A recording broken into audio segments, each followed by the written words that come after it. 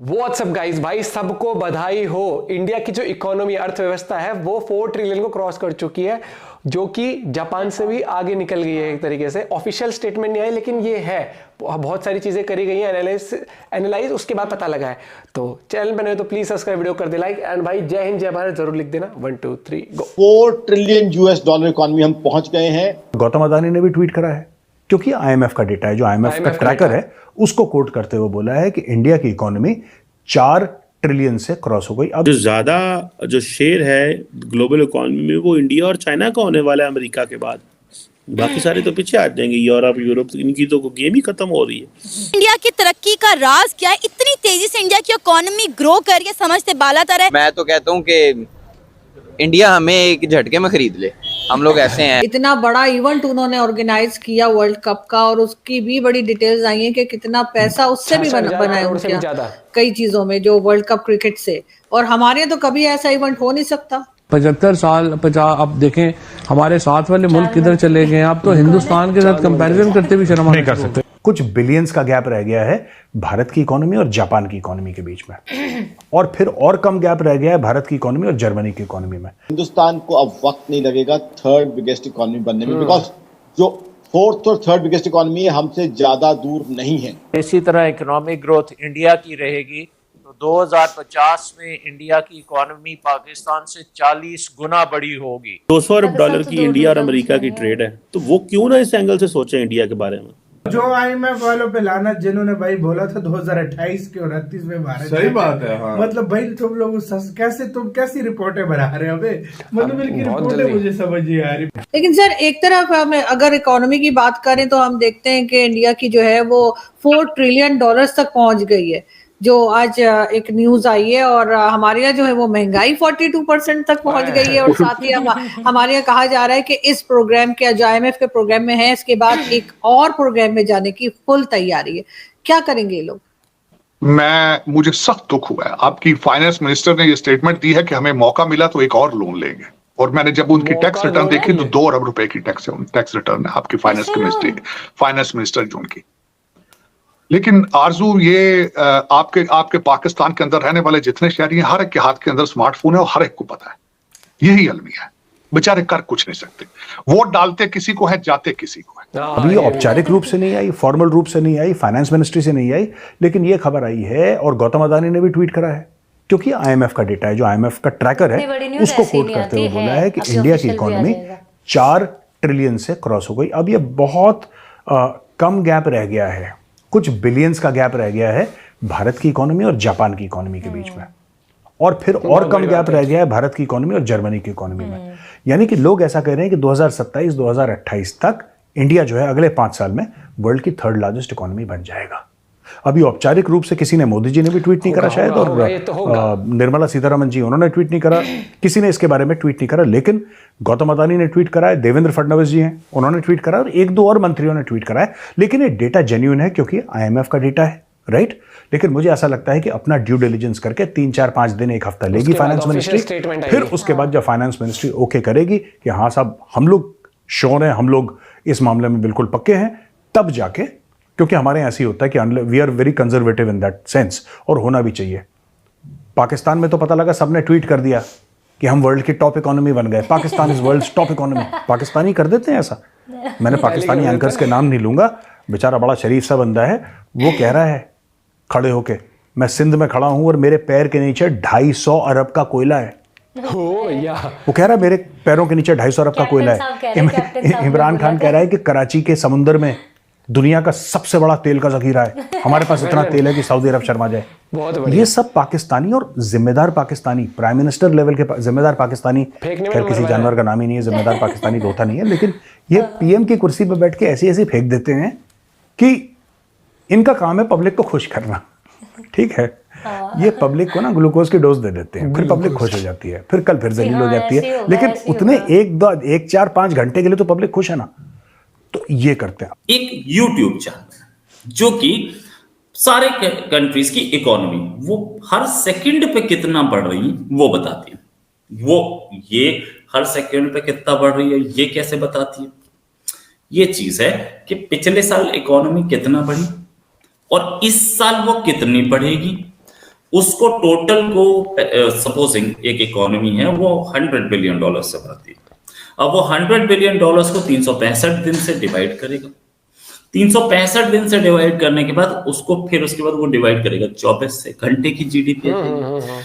उसको फिर वो डिवाइड करेगा 60 से, तो मिनट की जीडीपी आ जाएगी कि 1 मिनट में कितना बढ़ रही है। और उसको फिर 60 से डिवाइड करेगा तो हर सेकंड की आ जाएगी कि इस सेकंड में कितना डॉलर बढ़े। इसी हिसाब से वो प्रोजेक्शंस देती है। ये जो यूट्यूब चैनल है ये प्रोजेक्शंस देता है कि अगले साल तक ये इकोनॉमी यहां पहुंच जानी चाहिए, और यहां पहुंचेगी तो इसका हर सेकंड का निकाल के वो हर सेकंड अमेरिका की इकोनॉमी, चाइना की इकोनॉमी, इंडियन इकोनॉमी, बाकी सारी इकोनॉमीज हर सेकंड उसी हिसाब से ये बढ़ाता रहता है। इसके पास एक्चुअल फिगर्स नहीं होती, नो डाउट अबाउट इट, कि हमारे शिप्स पे कितना सामान आ रहा है या हमारे पास से कितना सामान जा रहा है। एक्चुअल फिगर्स इसके पास नहीं होती और एक्चुअल फिगर्स को ये देखता भी नहीं है। हाँ, ये कुछ महीने में एडजस्टमेंट करते हैं और साल में तो 100% करते हैं जब सारी इकोनॉमीज अपना एक्चुअल फिगर्स दे देती है। तो ये मैं मानता हूं जिसके पास और भी काउंटर्स है, ठीक है, अगर आप सर्च मारेंगे ना जीडीपी पर कंट्री तो ये आएगा, और वो लाइव जीडीपी जिसको लाइव जीडीपी दिखा देता है, यही वाला चैनल आएगा। ये नहीं, इसके साथ 2-3 और आते हैं।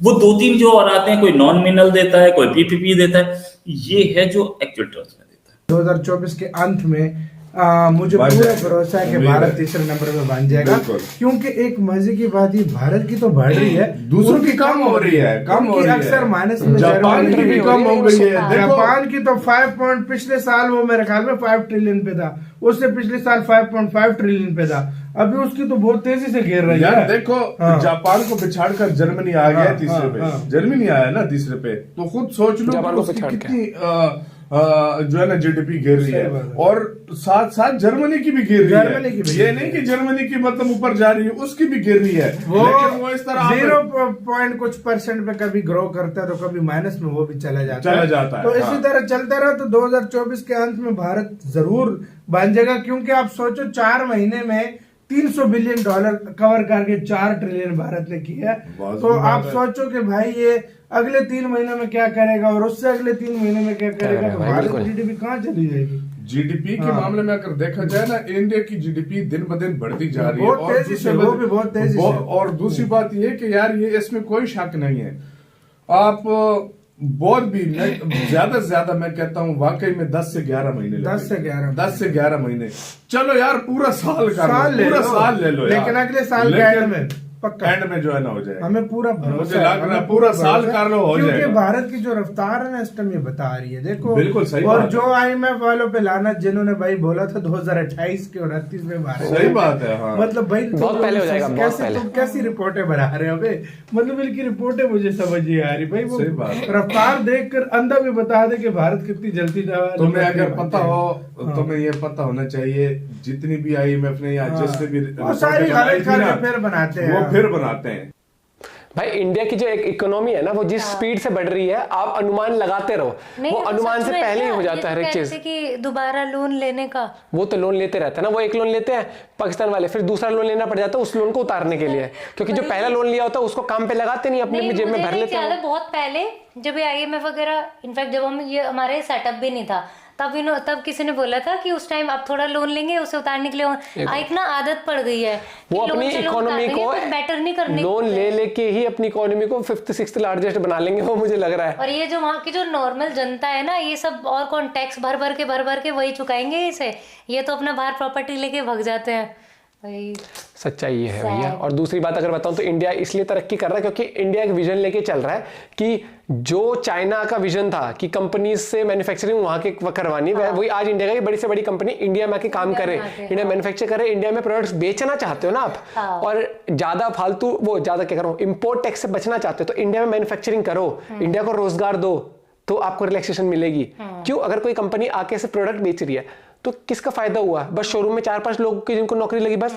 लेकिन अगर वही कंपनी इंडिया में शोरूम में सामान बेचना चाहती है, शोरूम खोल के, उससे पहले बनाना भी इंडिया में चाहती है, तो उसको बनाने में जो कारीगर लगेंगे, जो लोग लगेंगे, वो इंडिया के होंगे। मैं कह रही हूँ ना, उस कंपनी के गार्ड से लेके जो टॉप लेवल का वहां पे होगा, वो सब जो अपने एम्प्लॉयज ढूंढेगी वो इंडियन ही ढूंढती है। तो जो लोग कह रहे हैं ना कि मोदी जी क्या कर रहे हैं, मोदी बड़ी बड़ी कंपनी इंडिया में लेके आ रहे हैं, ताकि फिर जो हम कहते हैं ना कि हमें नौकरी मिली है, घर पे आके नौकरी नहीं मिलेगी, उनका वो कंपनियां आएंगी तो उन कंपनियों में आप सीए भी लग पाओगे, नहीं उस कंपनी में आप सीए भी लग पाओगे, आप मैनेजर भी लग पाओगे, आप अकाउंटेंट भी लग पाओगे, आप उसी कंपनी में एक वर्कर भी लग पाएगा, एक लेबर की जॉब से लेकर एक सीईओ तक की जॉब वहां। यस दोस्तों, समझा करो। फिर वहां कोई अपनी कैंटीन भी खोल पाएगा, सिक्योरिटी कंपनी भी अपनी सिक्योरिटी लगा पाएगी वहां पे। तो एक ओवरऑल इस तरह की डेवलपमेंट होता है। लेकिन है ना, कुछ भारत में शरारती तत्व जिनको समझ ही नहीं आता कि कैसे देश चलता है या कैसे लोगों को नौकरी मिलती है। पेरेंट्स भी क्या करते हैं, वो आपको पढ़ाते हैं, लिखाते हैं, आपको कैसा एनवायरनमेंट देते हैं, ताकि पेरेंट्स थोड़ी ना जाके आपकी जगह इंटरव्यू देते हैं या आपकी जगह कॉल करके कि कुछ नहीं करा मेरे बेटे ने, कल से आ रहे से जॉब दे दो। क्या आप हमारी बात से सहमत हैं? तो जरूर बताना। दूसरी बात, मुझे लगता है कि लोगों को लगता है कि हमने डिग्री कर ली ना, तो अब सरकार का फर्ज है, आओ और मेरे घर के बाहर लिख के जाओ, कल से इस कंपनी में जा रहे भैया यार, थोड़ा जागरूक बनो। जैसे पहले आता था जागो ग्राहक जागो, तो जागो युवा। बहुत सारे लोग तो समझ चुके हैं कि नौकरी कैसे मिलती है, किस तरह की तरक्की करी जाती है। मिलते हैं आपसे एक वीडियो के साथ। जय हिंद, जय भारत।